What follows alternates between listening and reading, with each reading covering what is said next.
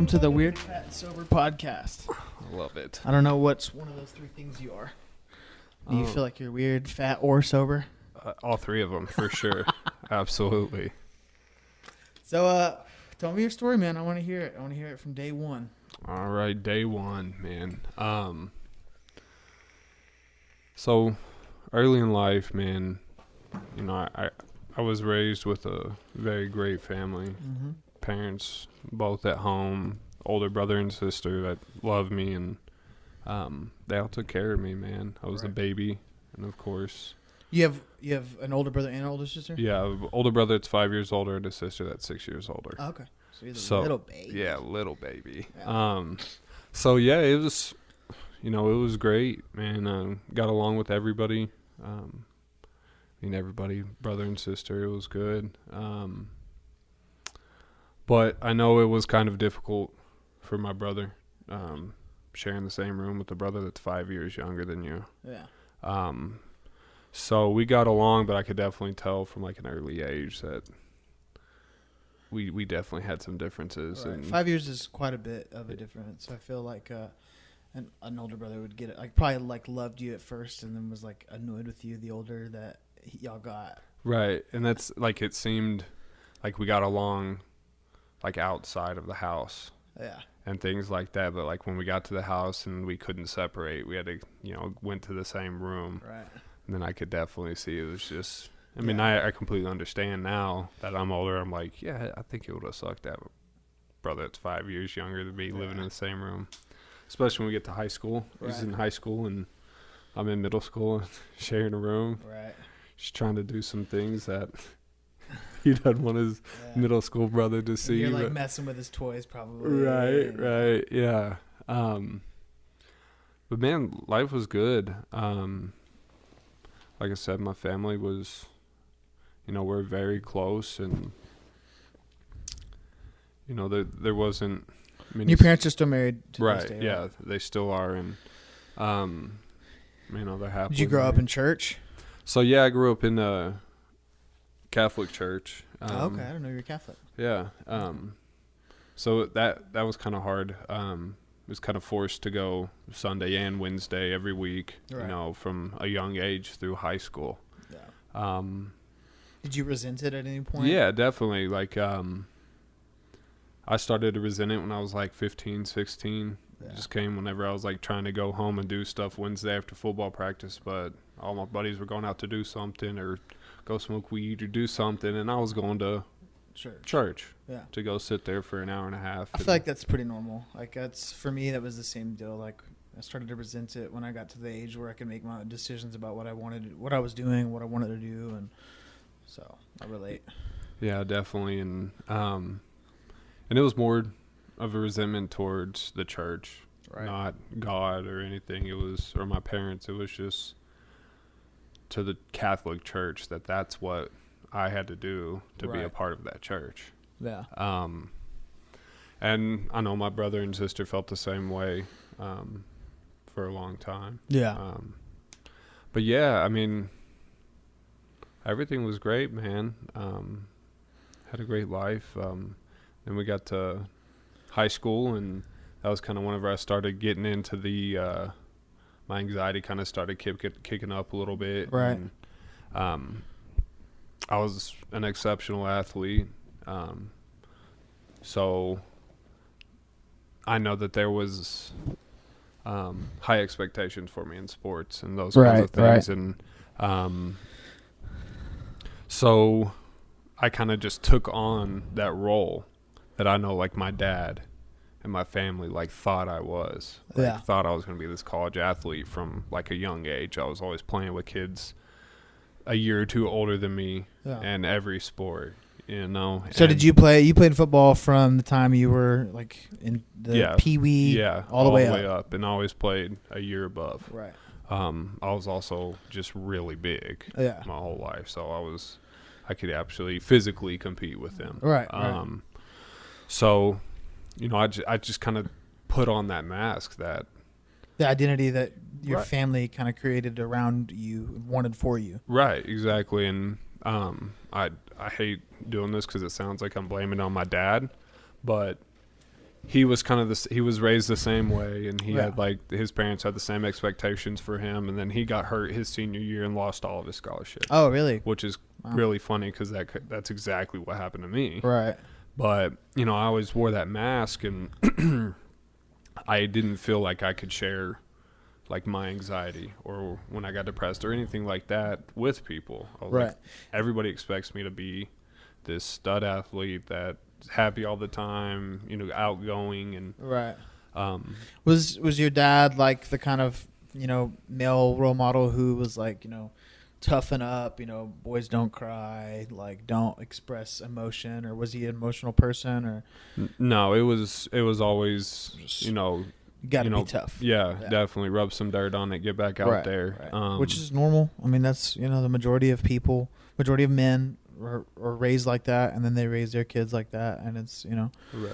Did that? Do you think that affected you anyway? Like with like you said, your anxiety and stuff. And I mean, absolutely, because we would talk about it a lot. Like I know he expected a lot out of me, right? And to back him up, like I was great. I was able to compete with him. So he was like, he realized that from a young age. Was like, I'm going to push this for him. This could be something great, free education in college to go play football, things like that. He was looking at that as well. And so, yeah, I was, my anxiety was through the roof. I was always trying to make sure that I was going to live up to those expectations. Right. And then, eventually then I started having those expectations for myself. Yeah. And whenever I didn't feel like I was good enough at times, I didn't have anybody to go to and talk to about that. Right. This football was plan A, plan B, plan C. Absolutely. Football was plan A, baseball was plan B. It was, it was either one or the other that, I was going to do. And I had no plan C, anything. That was it. Education wasn't even involved in that. Right. It was sports. So we kind of jumped right ahead into high school, but was there like now that looking back on it, you've been sober like what, you're hitting 2 years this month, right? 2 years, yeah, 2 years and like 10 days. Cool, awesome, yeah. Congratulations. Is there anything that you look back on your like early life, your childhood or adolescent, like that you can kind of point to the isms of like being an alcoholic addict? Like for me, like some of the earliest things that I can look back now on was like, I struggle with like food, and I struggle with pornography at a young age, like 14 or 15. Like I used those to change the way I feel. Did you have anything like that you can kind of point and look back to in the past that kind of explain it to yourself? Like maybe I was this way always, like even in the beginning. I mean, not really. Like it really just, I think it started with like my anxiety and depression of like losing the scholarships. Right. That's where I think it happened. I fell into depression and went into pills and drinking. That's really like before that, I would, drink here or there. But I truly believe that like when that happened, everything went downhill. Right. Like I really didn't feel or don't feel like I had, problems with food or anything like that. Yeah. Not everybody is like always meant to like destined to be, an alcoholic or an addict, but we like, trauma often is like the root cause of it all. And so, I mean, so you get into high school, football's like sports are the number one priority. How were you as a student outside of that? I was a horrible student. I realized very quickly when I was a freshman that if I was a badass in sports, I would get passed. Right. And if did you ever have to like manipulate a teacher into passing you, or was it always like a coach would step in? No, oh yeah, there were several times where a coach would. English class. Whenever I was a sophomore, they moved me up for varsity in football and baseball when I was a sophomore. Yeah. And it was in the spring semester. I was failing English. Our offensive line coach came in there. I saw him. He opened the door, asked to talk to her. They went out in the hall. Had like a 62 average. Yeah. And like a week later, she's showing everybody their averages, and I have like a 77. And we hadn't turned anything in. It's like, just oh, where, magically yeah. changed. Yeah, one of my test grades. Was she like, is that okay? No, she just kind of looked at me like, yeah, you know why you have a good grade now. That's crazy. But, I mean. I feel like that happens a lot in Oh, yeah. like the region we're from, Texas and like the South, because football is so important. And like part of me understands like why people put so much emphasis on it.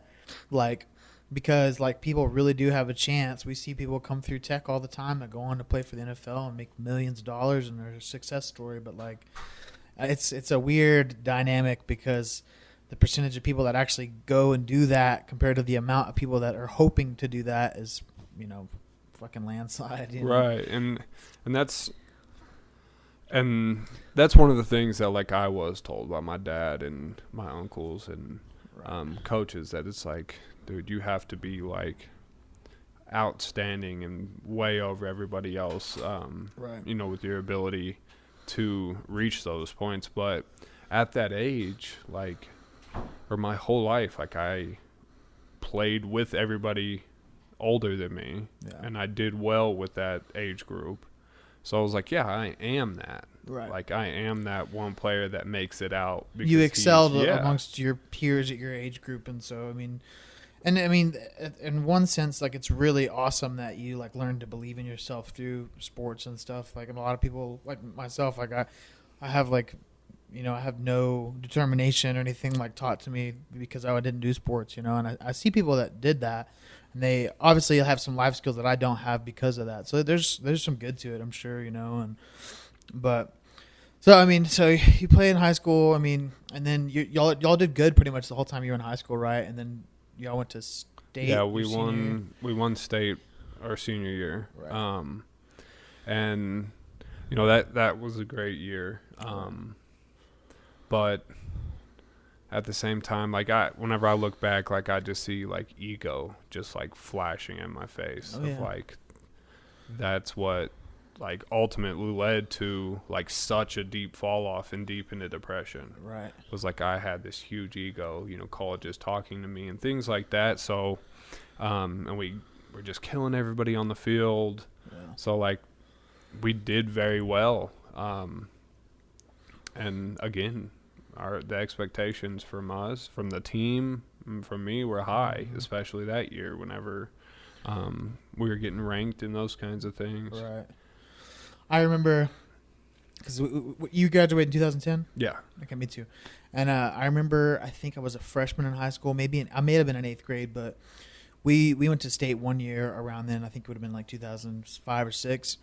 And we played Sweetwater, and the kicker from Sweetwater missed like a really important field goal, and that night, like his car got like destroyed. Like people destroyed his car, they egged his house, like they wouldn't let him ride home with everybody. Right. And like, I just remember hearing stories about that, and I think they ended up having to move out of Sweetwater because people had like just tormented him so bad because he kind of lost the game for them. And it's crazy to me how much emphasis like the regional society, like the whole town, like how important it is to everyone. And like it's a lot of pressure for a kid, man. Like 16, 17, 18, like you're a kid, and that's a lot of pressure. Like not only is your whole life ahead of you and riding on this, but like the whole town's counting on you, everyone all of your friends, like because your whole little ecosystem is all those people, and it's a lot, man. And so y'all win state. And then when did you get hurt? So I got hurt the first game of playoffs. Right. So, we had 10 games, right. Did very well. And then the first game we were playing at the Cowboy Stadium, the new stadium, and the guy landed on my leg like right before halftime. And like immediately, like just the wheels started turning on. Like, what did you break? I broke the tib and fib, just clean. Tore my LCL and PCL, meniscus. The only thing that stayed together was my ACL, so that was a plus. Yeah. But which is what normally tears, right? Right. Yeah. And so yeah, that was, and it's crazy too, because like my first thought. And again, like comes back to my ego. Like my first thought wasn't like, oh, I can't play the rest of this season, or I'm letting my team down. It was like my scholarships are gone. Yeah, it was all about you. Yeah, and that's like literally the first thing I thought of when I hit the ground. Was like, I know there's colleges here, and they just saw that happen. Right. And you had already had some offers, right? Right, from Tech and Baylor, UTEP, some other schools, and some major schools. Right, yeah, and I know A&M and Oklahoma State were there at the game to recruit. Yeah, and so it was, again, like selfish and just full of ego, like right off the bat. Like looking back on it, I'm just shaking my head. So maybe you didn't have the isms early on, but like it sounds like you had the selfishness, self-centeredness. Oh yeah. I mean, absolutely. And ego is like right in the center of that. Right. That completely controls our selfishness and self-centeredness, And so after you get hurt, were you able to go and like be on the sidelines for the rest of the playoff games? Right, yeah. So I was that first week after I was in a wheelchair. Just couldn't, they put a boot on after the surgery couldn't and put any weight on it, or just couldn't even lift it, just because both of the bones were. So the only thing like really holding it together were wires and a rod. Yeah. When it broke, was there was it visibly like? Yeah. All right. So like a 90-degree angle. Yeah. So a guy lands on me when I'm trying to jump, and so I still get off the ground, and I land on my back, and like I feel it.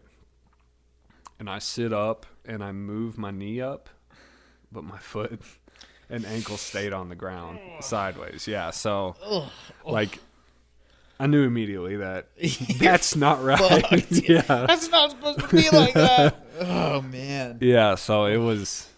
I've broken my arm and I've broken some fingers, and like that pop and that sheer white hot pain when it hits you. Like I can't imagine like both bones in your leg. Like that's. Like, yeah. I mean, do you remember the feeling like coming over you? Yeah, but that's the thing though. Like right away, like the adrenaline was pumping. We're in the Cowboys stadium, and like probably didn't feel it immediately, right? Right, yeah. And I thought the pass was coming to me, so like I was like in the moment, and then it hit, and I started thinking those things. Looked up, saw my leg, and then it didn't really hurt until the athletic trainers and the coaches got over there, and they like started like. Consoling me and be like, oh, it's gonna be all right, this and that, and that's when I was like, oh, this is like bad. And then I started feeling it, and then man, it wasn't fun. So you had to have like emergency surgery, of course. Well, that's another shitty thing that happened. So they take me to the hospital. We get to that hospital, and our team doctor, who son I grew up with, he wanted to do surgery on my leg because he had already done 2 knee surgeries on me before. Oh, no shit. So he was like, I know what that knee looks like. He was like, I know what I've already done. Yeah. Mm-hmm. So we end up, they give me some painkillers at the hospital that the ambulance took me to in Dallas. Yeah. Or Arlington. And give me some painkillers, and then they put me in the back of my mom's car and drive me back to Abilene that night. Just on 2 painkillers. That's it. Damn. So that was very painful. But we get there, have surgery that next morning at 6:00 in the morning. Stay in the hospital a couple days and was released. But like I was saying, that weight was so heavy of that boot, like it was just pulling on everything. So I couldn't. So I was in a wheelchair. So I did get to go to the next game. But. Stayed in the wheelchair and like kind of up in the stands. Didn't really get to go on the field and be a part of it. And which that's whenever I started thinking about the team and things like that. When I missed practice and like being part of a team, it's like especially at a young age, it's like camaraderie, and then like that's what you do. Like you go to school and you do everything else, but like that's what you do. That's your job. That's your like fun. That's and so I'm sure that like the feeling of like missing out and like being like not part of was probably there, right? And absolutely, and just the fact of not being able to hang out with my friends too. Yeah, like can't even go down on the sidelines. Yeah, and even just messing around at practice, like, and it sounds crazy, but I miss like being with my friends in class. Right. But yeah, that's when all that started hitting me with the like actually worrying about the team and those kinds of things. But so yeah, it was the rest of the playoffs I did get to. I was back in on crutches and got to go down the field, got to go to practice, really feel a part of the team again, which was great. I did feel kind of cheated, like especially since we were doing well in playoffs and we're just still like just killing teams that were picked to beat us badly and doing well, and especially at the state championship game. Right. I felt like I was a big part of us getting there. Yeah. But then I don't get to be like actually part of the the game. And so they go on to win, and then how long were you out, like as far as like with the boot and everything, because that's pretty major, right? I mean, right. I was out 2 months of without really putting any weight on it or trying to push it. Just kind of take it really slow, especially if I was going to give playing football another shot. Yeah. I wasn't going to rush anything. I knew that, my scholarships had gone away and maybe something else would come up. So there was no rush to get back and like go get ready to play for Tech or go get ready to play for another school. It was like, all right, I have my time. I'm going to take it.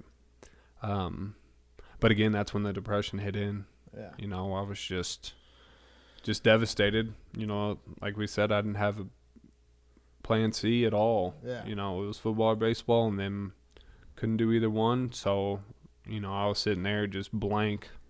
Right. Hadn't thought about like what I wanted to major in or, any interest in my education. So, and you really hadn't experienced any kind of depression or besides maybe the anxiety you spoke of, like about, playing and everything, but right.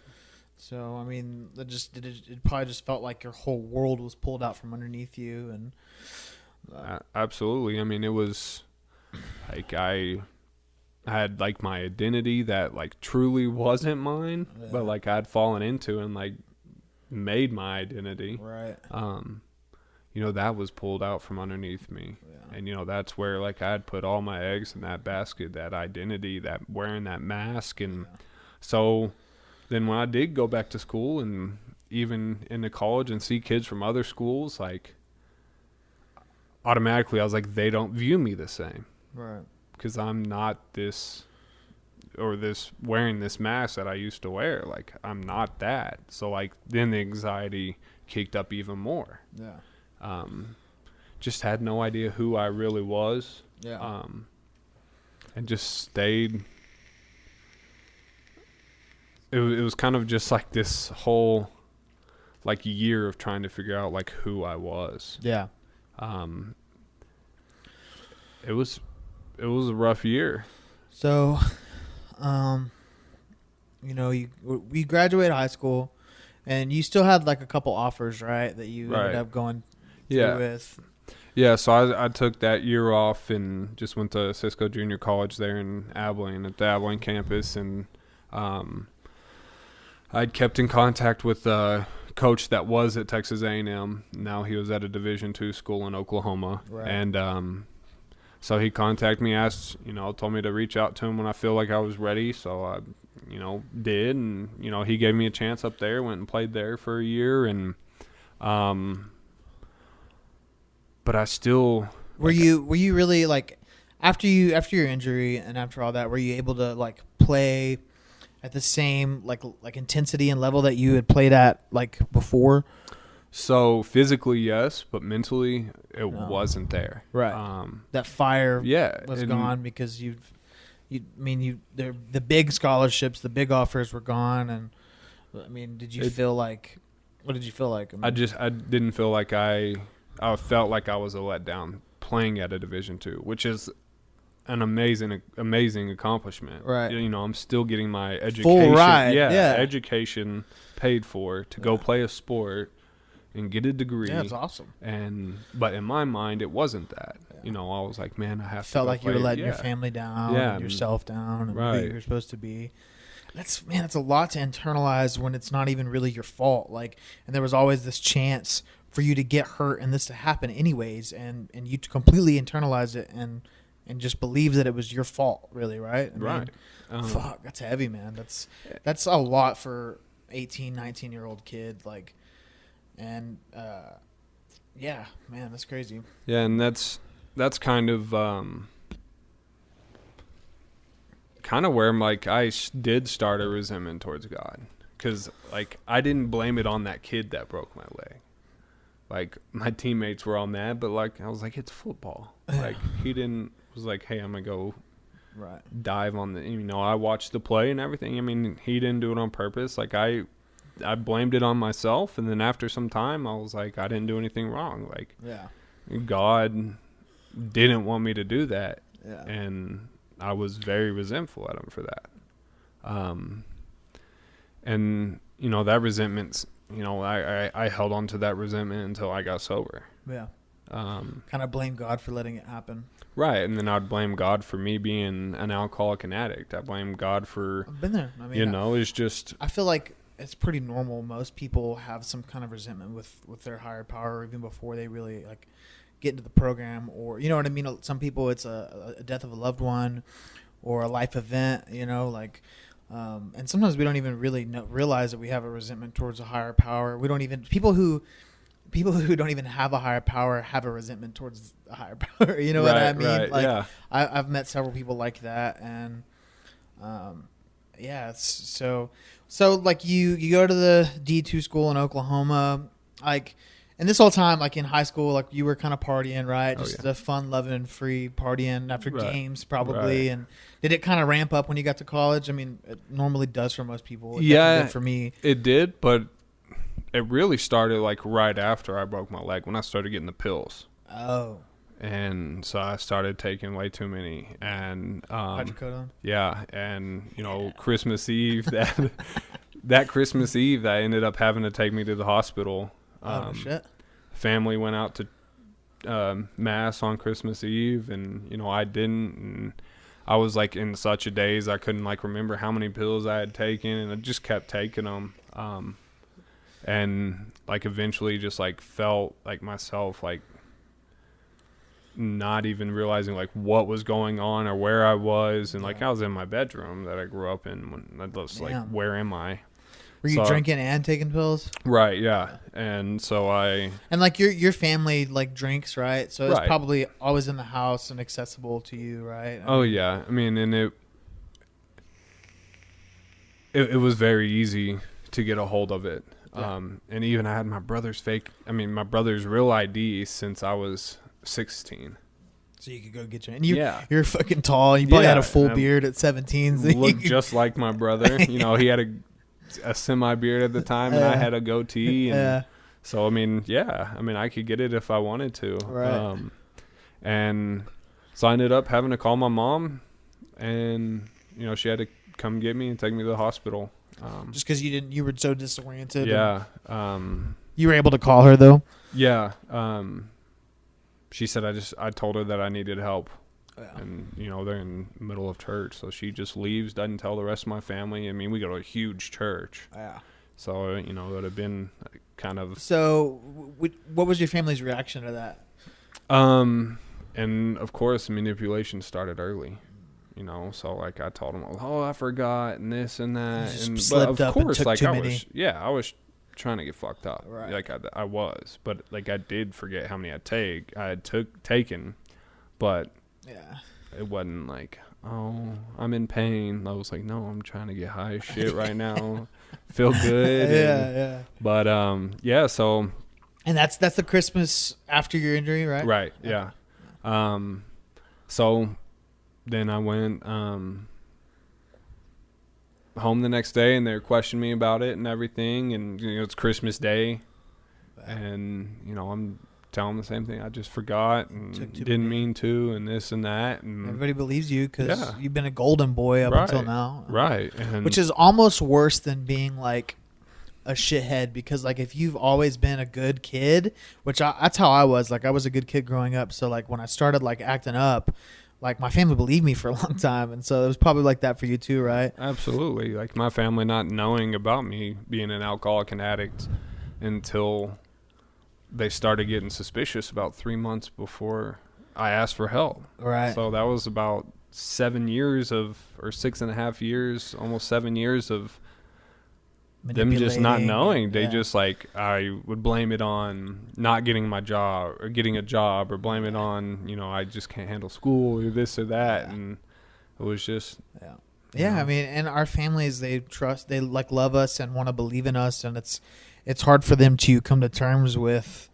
their child like struggling with substance abuse disorder. So it's like, that's the weird dynamic of a family system, is like, as the addict, like it is really easy for us to manipulate them, and as the family, it's really easy for them to be manipulated. Like it's a really weird system at play, okay, so it kind of ramps up when you're in college, right? You start drinking more. I mean, were you able to like at least get to class or? Right. With that, I mean, it made a big difference too, because it was a beautiful campus. It was up in northeast Oklahoma. Right. So hills, it's really green with snow. So like I didn't mind like being out, and it's really small town. Coaches held you accountable there. It's a small campus, and so like I lived in an apartment right across from campus. If my truck was there, they were knocking on my door. So it wasn't too hard to go to class. And again, though, I mean, in college, it was the same way. I was an athlete. The professors knew it, and I had to show up, and that's about it. Really? I've always wondered, is it worse in college with that kind of stuff, or is it worse in high school? Like teachers kind of like allowing, because I mean, in college, at least it's like there's direct money, like direct income from the sports programs, like. I think it was worse in college because we have tutors. Right. So we just go to the tutor, and like tutor basically does everything. It walks you through every problem or whatever. Like we'll take you step by step through it, and you don't have to pay attention. Like it's just, all right, well, I got my assignment done. It's not like they're giving you examples. They're doing the actual homework with you. Right. So it was I mean, it was easy to not do anything. If the hardest thing I had to do that day was go to class, then I was going to. Drunk or high or whatever. As long as I showed up, I was going to pass. Right. But yeah, I mean, again, the drinking did get really bad up there. I started getting lonely. When I first got up there, I was like, all right, I can like create that identity I once had. Right. And I can start that new here. Yeah. So I tried to do that. But the whole depression and everything, it just had gotten too far, and like my actual dependence on alcohol had like already kicked in. Yeah. So is there like a moment you can remember where like everyday drinking became like a normal thing? Yeah, it was probably that first semester out of high school. I did. Just because I was so depressed and everything, didn't have any plan. And did you work a job or anything? Like, no. You just were laid up? No, actually not. Yeah, I worked at the country club. But, that... Doing what? I worked in, like, upstairs where they would do banquets. So we worked weddings and just little... catering type stuff? Just really easy. And it was always, like, 7 to midnight, so it was...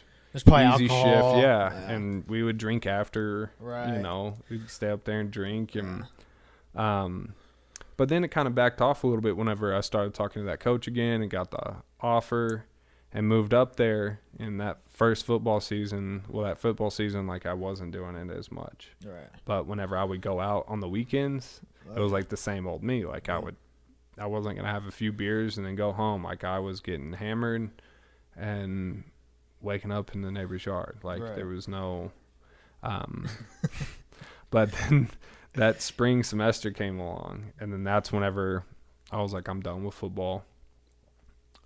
What made your mind up that you were done playing football? That I wasn't good enough. I didn't meet my expectations and my dad's expectations of me. So you and just so I was decided like, to stop. yeah, I was like, it's too late for that. And really, alcohol became more important. Right. I was like, that's taken away from my drinking time and getting high. Like, right. So, like, I'm gonna, quit this. This is kind of played out as far as it's gonna play out. So, just really that spring semester up there in Oklahoma is whenever it was every day. Right. It's going to get vodka or something and just drinking all day. Well, it was. So in the spring semester, you quit football. So did they pull your scholarship immediately? And then do you try to stay in school and figure out a way to take loans out, or right? How much longer were you in school after that point? So I stayed in school just that spring semester. They pulled the scholarship. Lucky enough, my parents did have some money saved up just in case I didn't get a scholarship. So they were able to pay for that semester. Right. So what happens if you quit the program? I mean, does everything that you've the credits that you've already earned, you keep those and they don't right. Yeah. No, you don't owe them for the scholarship. No. Or anything? Yeah. Right. No, that'd be extra shitty. Yeah. But so my scholarship that they would have used that spring semester on me, they usually give it to a senior. Right. To if he's not on scholarship. Right. To help them out for that semester. Yeah. And then it'll go to a freshman or a new guy or transfer that they're coming in that next year. So no, there's no penalties to any of that. I just have to start I just never had thought paying about for my shit. What happens if you quit the program that you don't get a scholarship through? But. So you finished that semester, and then was everything so problematic that you just quit school, or what was the? I really just didn't know who I was. Right. And then especially moving up there 8 hours away from family, away from all my friends. Everyone you knew. Everything you knew. Yeah. So I just wanted to go back to Abilene. Right. Didn't really have a plan. Was going to go to school. That was about it. That was, as far as I'd planned. Got back. Didn't go to class that first semester, at all. My brother reached out to me, and this whole time I'm drinking every day, and it's getting bad. My brother calls, says he has a position open where he's working down in Big Lake. Mm-hmm.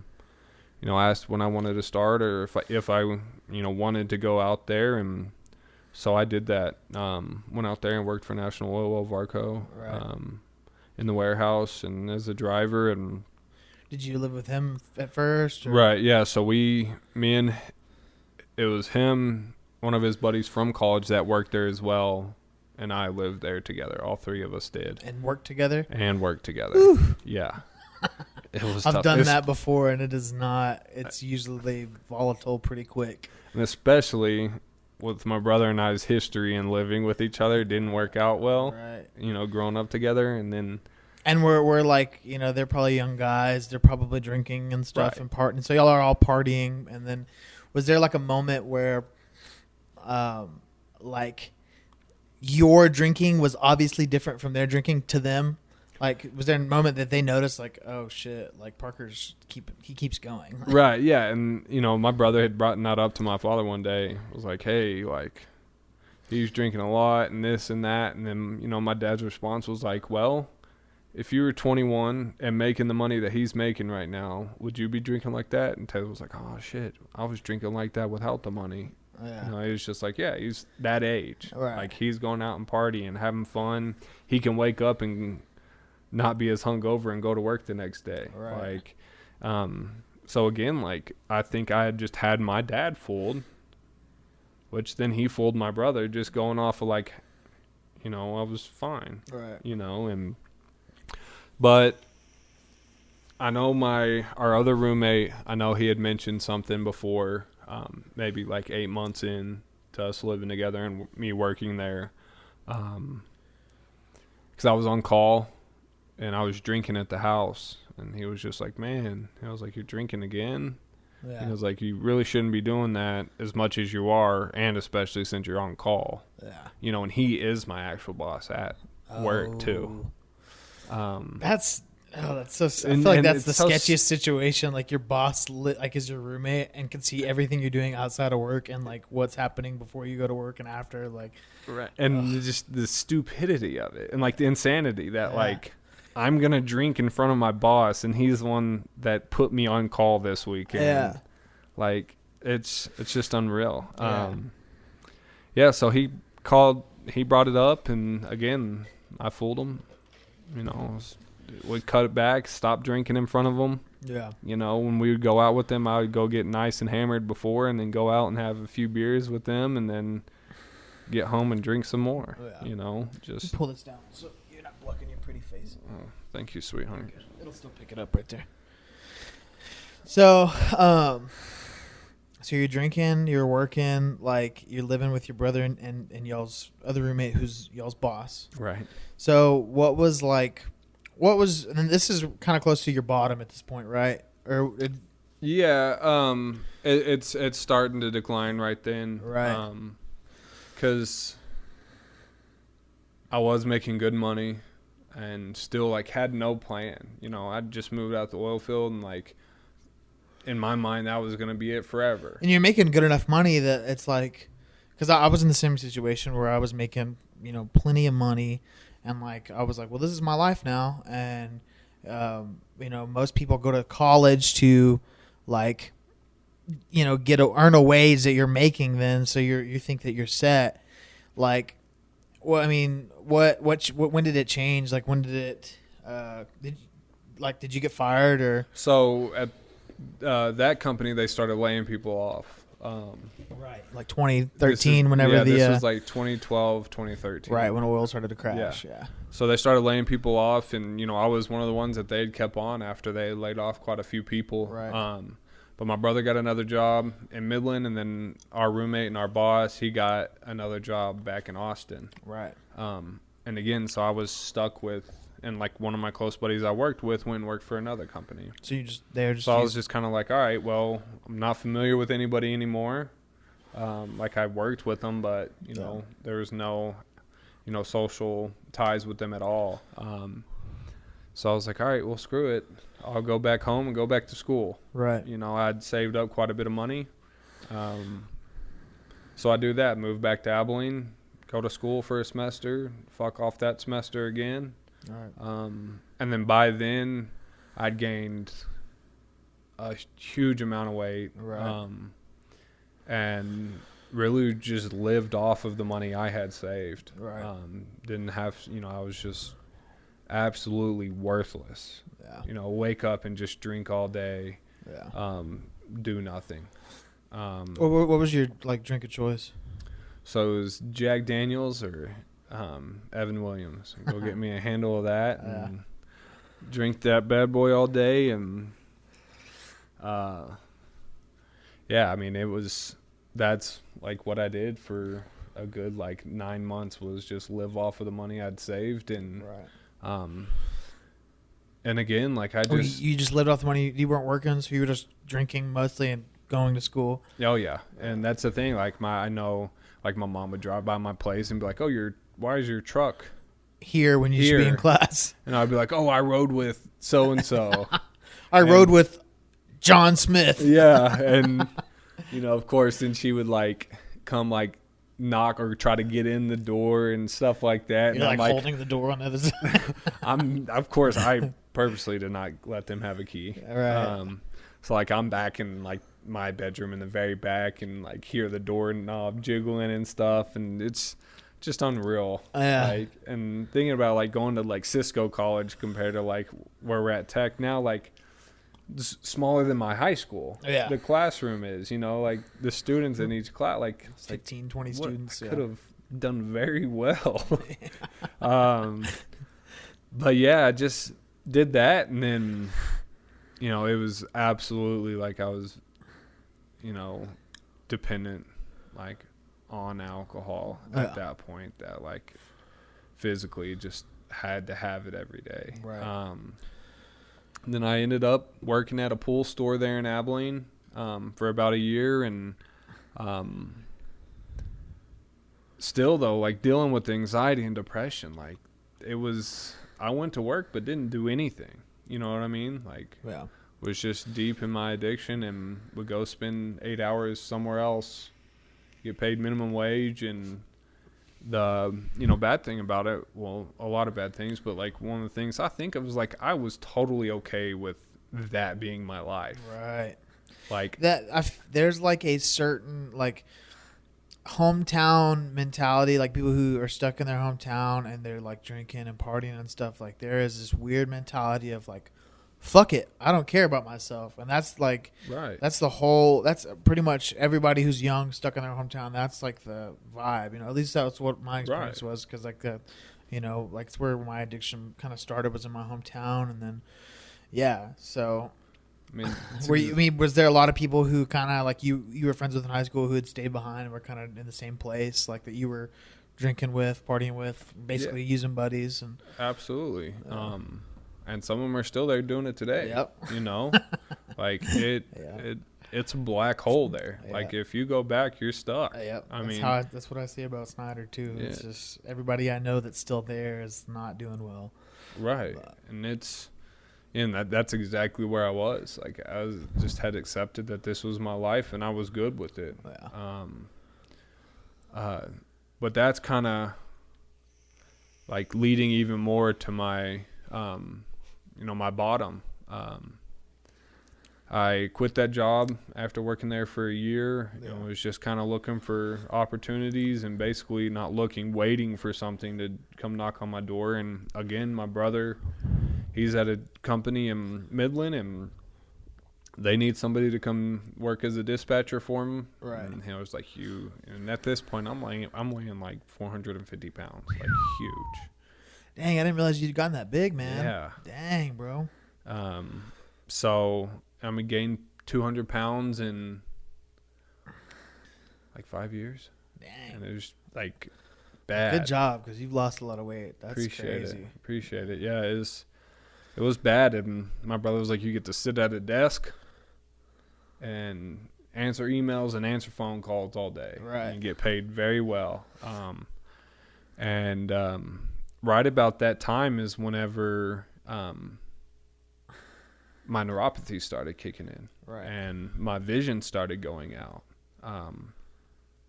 And I was in my head, I'm 95% sure that it's due to my drinking and using. But you can't really admit it. Yeah. And it's like, no, I won't accept that. Yeah. Like, I'm fine. It's something else. Yeah.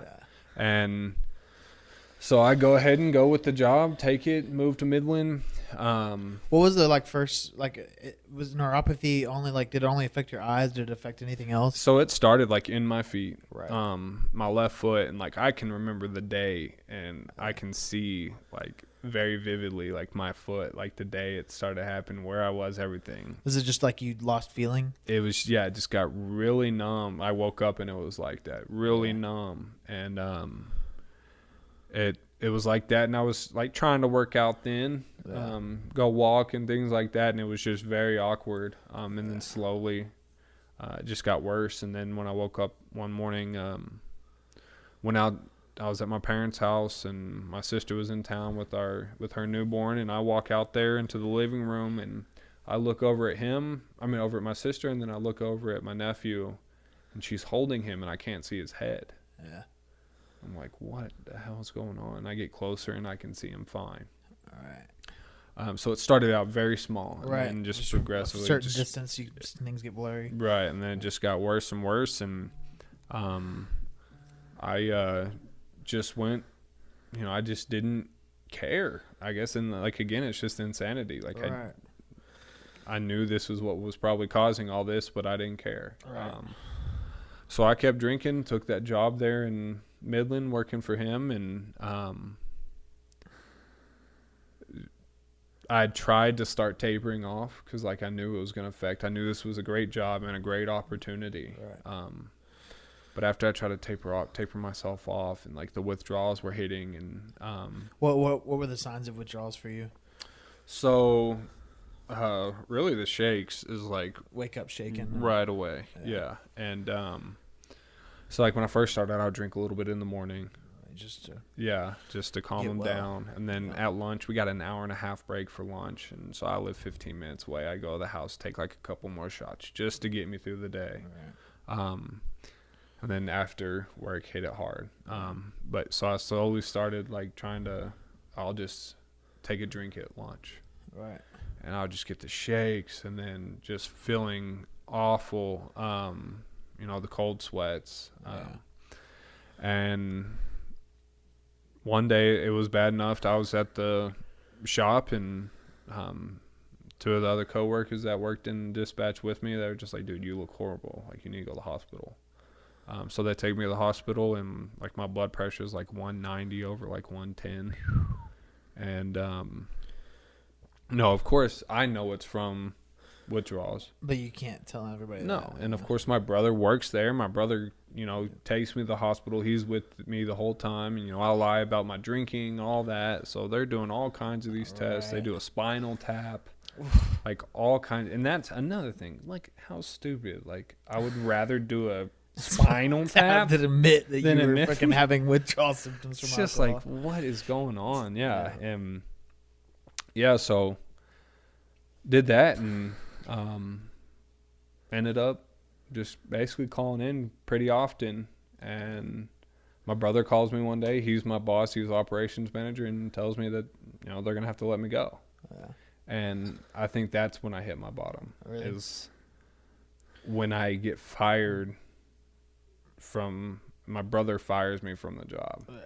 That he brought me on to 4 months ago, and he already fires me. It's embarrassing. And I'm sure you felt some shame probably. Oh yeah. And another, just a letdown, and not only in the company but family wise too, because at least like if it wasn't your brother, like you could have like lied about it to your family. Right. And another thing too, my brother-in-law, he did business with us. Yeah.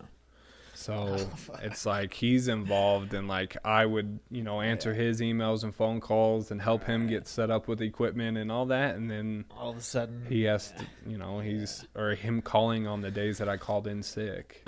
Yeah. And like I have to answer, be like, oh, I'm sick, and just stuff like that. It was the depression, the neuropathy, my vision going out, all of that, getting fired, like all of that, like hit me like that maybe 2 days after he let me go. Right. What was your like, what did you do right after that? Did you just kind of like sit in it, or? That's all I did until like I went to treatment. Right. I just sat in that. Again, I was lucky enough to save quite a bit of money in those just 4 months. And again, like all I did was save money and drink whiskey. Yeah. Yeah. At least like when with alcohol, it's like not expensive, Right. Yeah. I mean, it can be if you start getting DWIs and everything, but like, I was, able to save quite a bit of money. And, so again, all I did was sit at home and drink, and that was it, and, so how soon after that did you go to treatment? So I got that job in February of 2017 and went to treatment in October. Okay. So it was downhill quick that year. Yeah. That happened. Started going to see a neurologist about my vision and my neuropathy, and lying to them saying, I don't drink and all this. And, my vision had gotten bad enough to where I couldn't drive. Yeah. And so when you kept drinking, everything got worse and worse. Right. Like, yeah. As far so as vision. My neuropathy. You drive now. Right. Yeah. And it's better now. Yeah. My vision's gotten a lot better. But yeah, my neuropathy was up to like above my knees. Like I couldn't walk up stairs. Oh man. Like my legs were just noodles. My vision, it was just so blurry. Like I was terrified to drive. And yeah, it had gotten to the extreme. And the crazy thing is, we were coming up here to Lubbock to go see a neurologist, and again, like, I know what the problem is, and I'm telling Were them. you staying with your folks at this time? No, I still had my place in Midland, Okay. but my whole family had slowly moved their way to Midland for Right. work. Yeah. So they Including were your there. parents? Yeah, including Right. my parents. They were, a couple minutes away at their house. Which and- they're all there still now, right? Right. So, my mother's having to drive me to Lubbock to go to these doctor's appointments, missing work and all these things. And you're lying about and why this is happening. Yeah, and I know what the problem is. So I don't know what it was, but it hit me one day when we were up there. Maybe I'm like my 4th or 5th time going to see this doctor. They're checking me for Lyme disease, all kinds of things, getting all these tests done. And I don't know what it was. I was just sitting there one day and like I know what my mom started crying, and she was just like, doesn't know what to do. Yeah. And he was like, wit's end. Yeah, he was like, we're going to do this last test, and if we don't get anything back, we're going to send them to the Mayo Clinic to go check absolutely everything. Right. And just seeing her cry that day, like, I wanted to tell her then, and then on the drive back, I wanted to tell her the whole time, and like felt, it was full of shame and guilt and like ready to change. And then like as soon as I get home, I go get in my truck and I drive 2 blocks over to the convenience store and buy some beer. Yeah. And that feeling goes away. Yep. And it's just unreal. Then 2 days later, I had a liquor store and a convenience store right close to the house. So I drive there, driving through the liquor store window one day, and I get a phone call from my brother-in-law. And I'm like, man, he should be at work. And he works out in Pecos, lives in Midland, but works in Pecos. Right. I was like, there's no reason he should be calling me on a Monday afternoon. Right. So I don't answer, and then he calls again. I don't answer. And it's a drive-through liquor store, and I pull around back, and he's sitting there in his truck and waves me down. So I pull over there. He's like, what are you doing? And I was like, oh, I have a buddy in town. I was like, I'm buying some liquor for us tonight. He's going to come over, and we're going to hang out. Like, immediately, he was like, no. Like, we've been thinking that you've had something going on. And he was like, I think I know what it is now.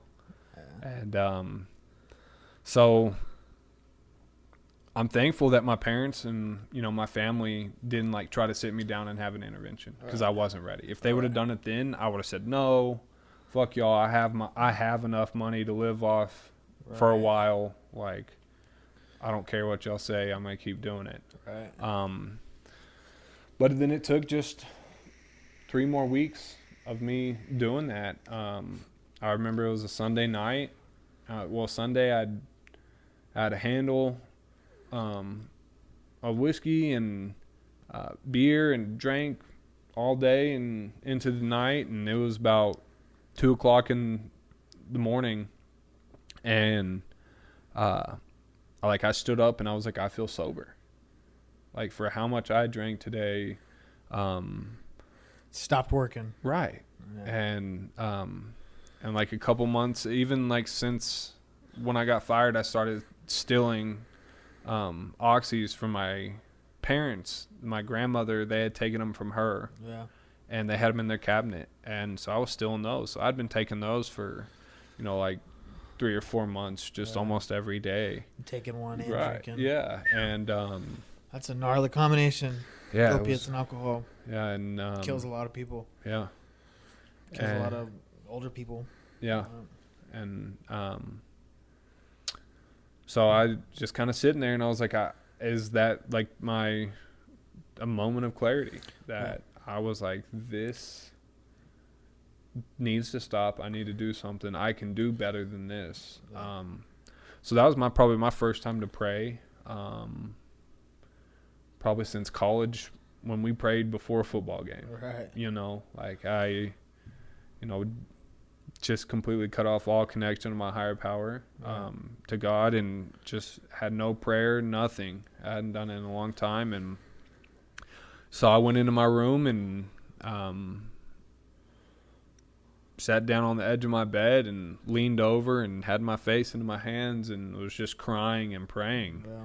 And just like asking for God to like if this is the right decision, if I'm doing the right thing, and show me a sign and this and that, and just truly desperate, Yeah. you know, Broken. yeah. And I feel like that was probably my first time in my whole life that I like truly surrendered and was like, take me, I am done with me and what I've done. Right.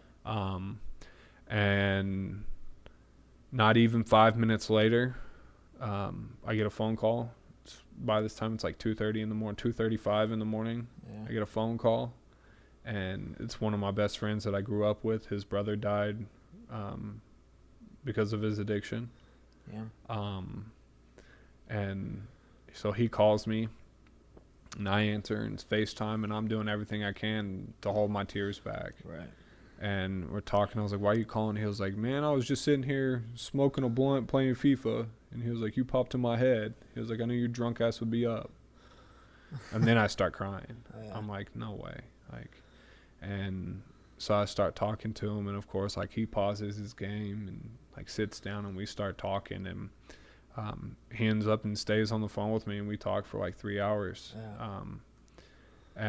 You just kind of confessed. Yeah, and well, that's the thing with him. So I had, like, most of my friends knew I had a drinking problem, but two of them, like, knew that I knew I had a drinking problem. Right. And he was one of them. He almost convinced me to ask for help in December of 2016. Right. Because he knew I had a problem and he saw it. And so that was, like, another reason why that was so, like, impactful when he called that night, because he tried to get me to go to treatment, 9 months before that. Right. So that was, like, my first, like, spiritual experience. Yeah. Since the one before that was maybe when I was a kid, know, and that's really what, like, lit my fire into recovery, like, right off the bat. Like, the first time I opened up to God. And that happens. Yeah. It was just not even 5 minutes later. It gave me chills. Yeah. That's awesome. Not even 5 minutes later, he's answering my calls and he's ready, to help me. And that's awesome. So choke me up a little bit, give me chills. That's awesome. It was, it's something that, I'm truly grateful for, and something that, like, I bring up to him, and I even wrote him a letter when we were. Is that the one you went and visited in New York? Like, when no, okay. But he was the other one that knew that I had a problem a long time ago. But yeah, it was something that, of course, needed to happen, but truly, like, lit the fire under my ass to really change. And when I think about it still and talk about it, like, that fire comes back. It just relights, and it's an amazing thing that happened, and that, like, I am truly grateful for, and that got me, and then I just detoxed to my apartment by myself. Right. And then went to treatment for 30 days, right? Right. And that's, that conversation with him, and then he calls me back the next day and we talk for a couple hours. Yeah. Like, those conversations, and, like, just him reaching out, and, like, the best person that could have reached out did, is he has experience with a family member in a addiction. Right. He lost his brother to it. Yeah.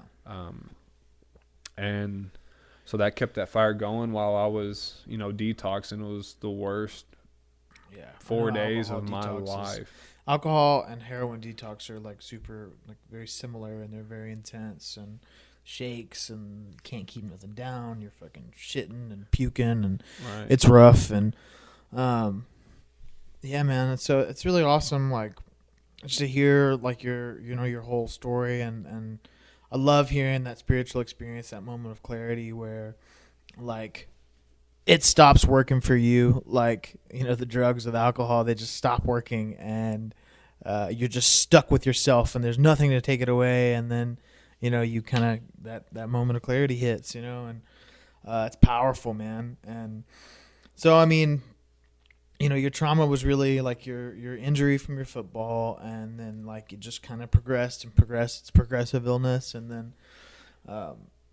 yeah, man, it's just really, it's incredible to hear all that. And I'm proud of you, man. That's really awesome to hear. And I know you were like kind of nervous to like tell your story, and you said, oh, my story's boring, and it's not. It's definitely different than. I mean, everybody's is different, but it's the same in the sense that you have like this point of reference for the trauma, the reason that like your self-worth and everything that you thought about yourself like was shattered, and then you learn to cope with alcohol and drugs, and then it progresses them to the point where you lose things. And I heard someone say like my relationship with drugs and alcohol was fun, then it was fun with problems, then it was just problems, right, yeah. And that's kind of the formula for it all. And yeah, man, it's really cool. I really enjoyed hearing it, and it really did. I choked up and I got the chills when you told me about that spiritual experience, because that's everything, like that. Those moments like are priceless, and not a lot of people get to experience that, and not a lot of people get that second chance. Right. Like we even meet people in recovery who they don't ever get that. Sometimes a lot of people get it through the steps, but it's really it's amazing to hear that happen, and it's powerful. Yeah.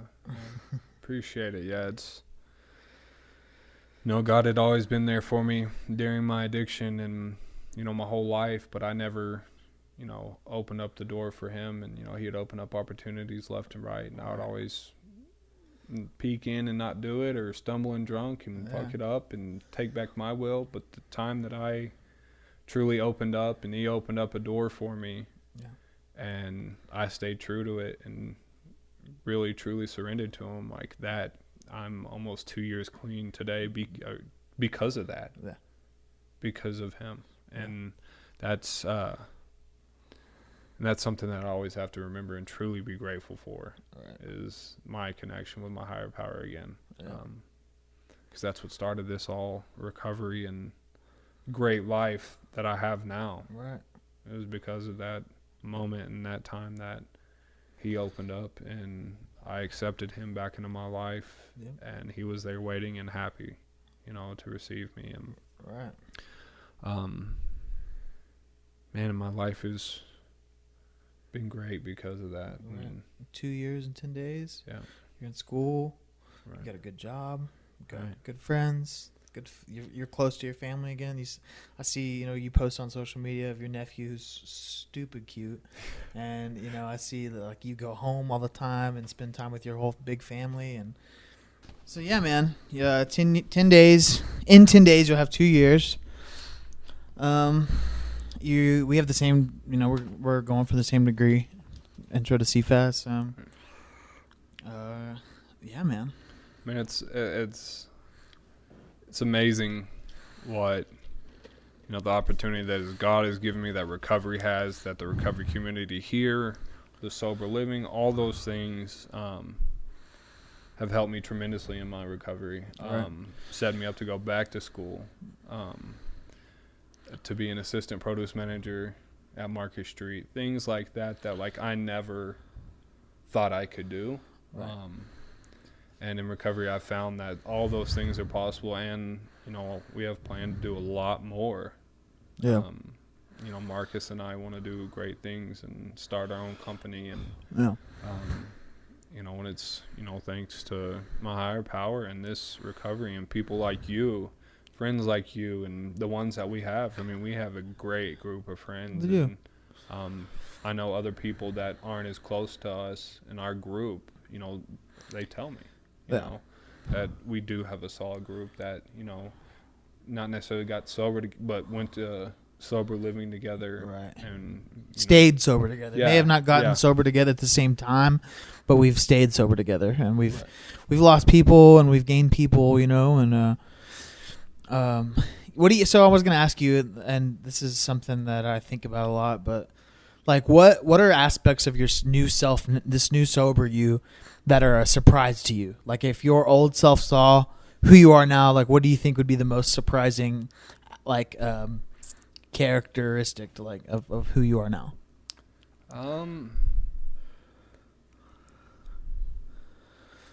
Man, that's hard because, well, like probably most people, like we like to think we are still great people. Yeah. in our addiction. Right. You know, like we're like, oh yeah, but I was still honest, and like, probably, my honesty, and work ethic, man, like that was huge. Right. Like I was a lazy, worthless drunk. Right. You know, I didn't want to do anything. You know, I'd make my money and then, like I said, leave one job and then get fired from another one and just sit on my ass and drink. Right. Like, You've had the same job the entire time you've been sober, right? right. Well, I started out at Goodwill, worked there, a huge humbling Yeah. experience that I needed. Right. That brought me back down. Brought my ego down, truly made me feel selfless and Right. wanting to do good for others. And then, yeah, the rest of the time I've worked for Market Street Right. and produce and the work ethic. And then also, like, the one thing that I love the most that, like, I've gotten out of this is being selfless, wanting to help others. And that's something I always wanted to do, even in my addiction, was be helpful to someone. And this gives me that opportunity. Right.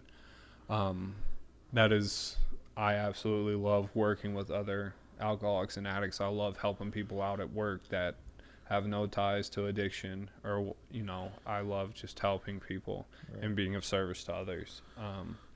That is something that I look for in other people, my friends like y'all. Like, I know we're a bunch of selfless people that care about each other and just want others to be successful and happy. Right. And it's you definitely get a great feeling from it. But the feeling of the part of knowing that somebody else's day was better because of you, knowing that they're better off today, is a way better feeling than, like, I personally get, like, to myself when I think about, like, knowing that they are happier today. Right. Is an amazing feeling. That's awesome. Cool, man. Well, any closing remarks or anything? Not the only thing, man. I say it when I go work with sponsees and when I go tell my story out at, you know, the treatment center, and man, finding my connection to my higher power, man, that has started everything for me, and that's what kept all these doors opening. Right. And, you know, I can tell when I get back into my will, the doors start closing. Right. Or I close them myself because I don't feel that, you know. Slam them. Right, and that's not worth it, or that's not what I'm supposed to be doing. But in all reality, like, I don't know what God's plan is for me. Yeah. And I know it's mine, and it's not good. Yeah. So, man, that seeking the higher power and constantly going after him and every day and trying to be a better person, man, that has been the key to my recovery. Right. Awesome, man. Well, thanks for doing this. Absolutely. Thank you. All right. That's it, y'all.